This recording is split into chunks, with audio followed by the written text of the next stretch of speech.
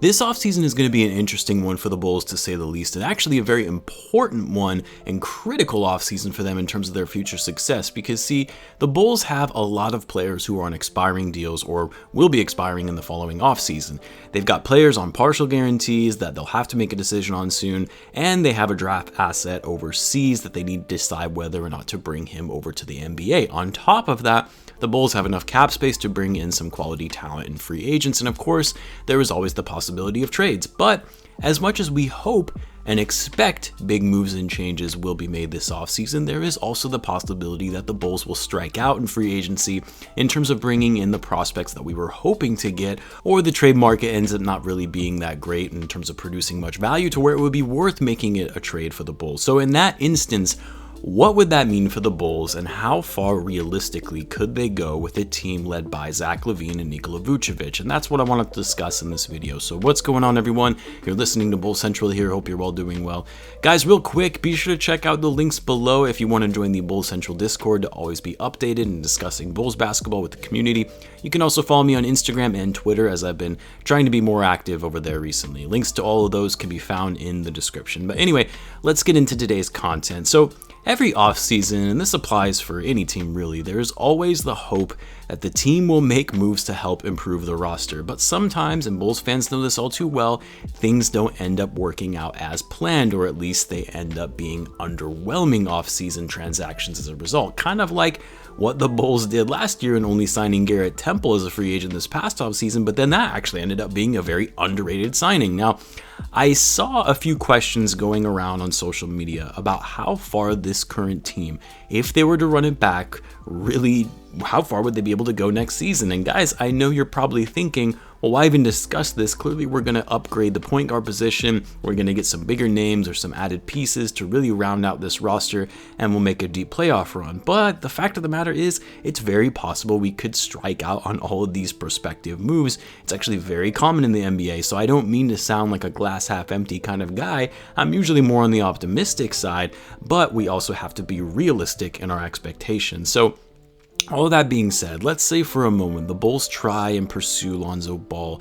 They bid a lot for him, but he gets stronger offers from other teams, say like the Knicks or the Pelicans, just match any offer sheet he receives. And honestly, that's very possible to end up being the case. Let's say the Bulls try to go after some of the other veteran point guards in Lauri, Conley, or even Chris Paul, but they all either re-sign with their own teams or want more money than they're actually worth, and the Bulls aren't able to afford them with the cap space that they have. Then, of course, the Bulls could look to make trades to improve the roster, but a lot of the trade offers and packages might just not really be enticing enough for the Bulls to make it worth it. So because of that, the Bulls in this scenario actually, let's say they re-sign Markkanen, because after striking out, they realized, well, we're going to need him, or they're going to need additional players anyway with all that cap space.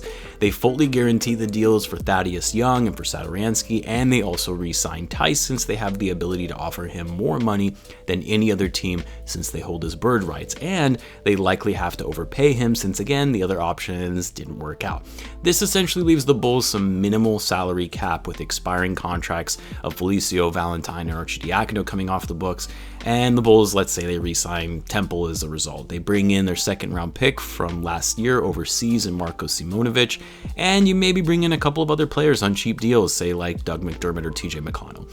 Essentially what I'm trying to get at here is, we're talking about the same Bulls team that we saw last season with some minor tweaks to the role players, and how far could this Bulls team go being led by Lavine and Vucevic? So obviously last season was disappointing for Bulls fans. I know I've said that a lot, but it really was. Really even before the Vucevic trade and to kick off the season, I actually expected the Bulls to make the playoffs, especially in an expanded playoff bracket. And again, that was before we traded for an all-star big man. And initially the Bulls looked, they were a little up and down, but overall they were better than they were last season. There was even a point in the year where the Bulls looked like they were on their way to make the playoffs, at least one of the lower seeds anyway.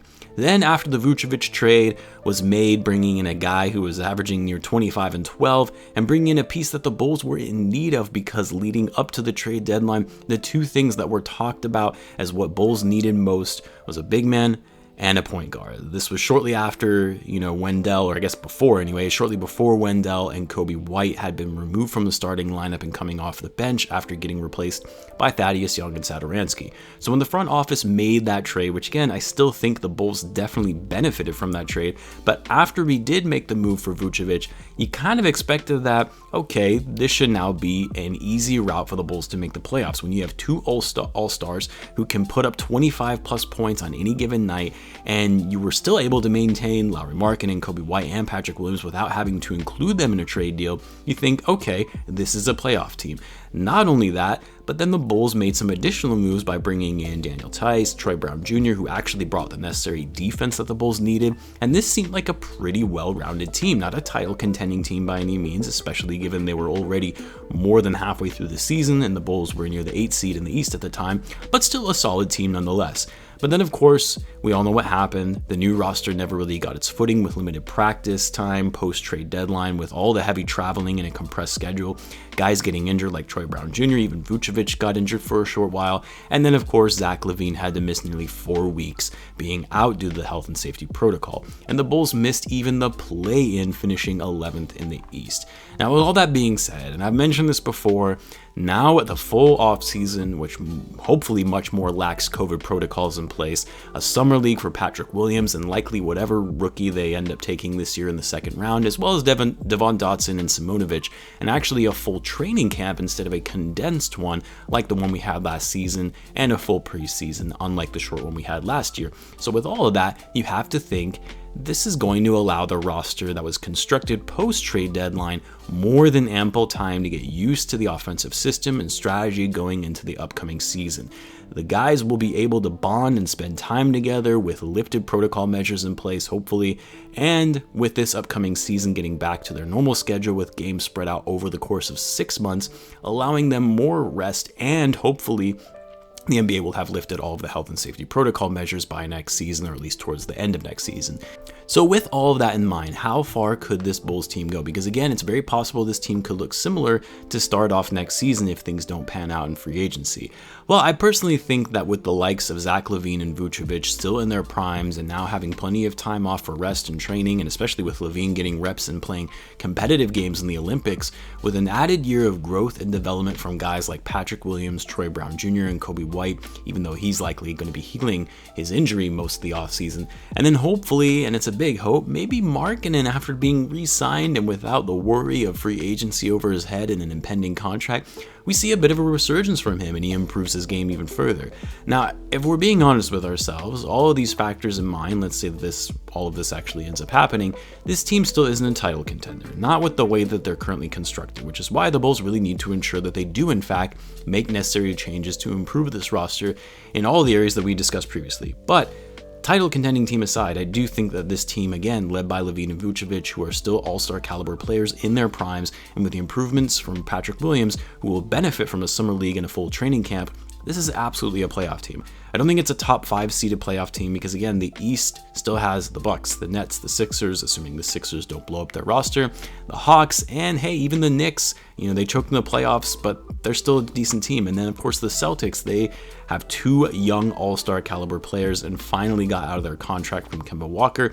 You could see them making a comeback in this season after having a pretty disappointing year relative to the expectations going into it. So that's already 6 teams right there. But of course, things always surprise us in the NBA. Some teams underperform, some teams drastically exceed expectations, and of course you have to factor in potential injuries to star players. So I do believe that the Bulls would be able to make the playoffs, but likely in the 6 to 8 seed range. I know that doesn't sound great, and you would think with 2 all-stars and Lavine and Vucevic, they would be able to make a deeper run, and they very well could, but the top of the East is really strong. Not only that, but even with the 2 all-stars the Bulls have, the team as it stands right now is still not well-rounded. They lack depth, defense, playmaking, and of course they turn the ball over way too frequently. And I think also one of the biggest issues is energy, that hunger for winning. Some guys have it, some guys are, going out there and giving it 100% on the court, but then you have other guys who just don't seem to care as much or who just aren't as motivated enough to play hard the whole game. So for me,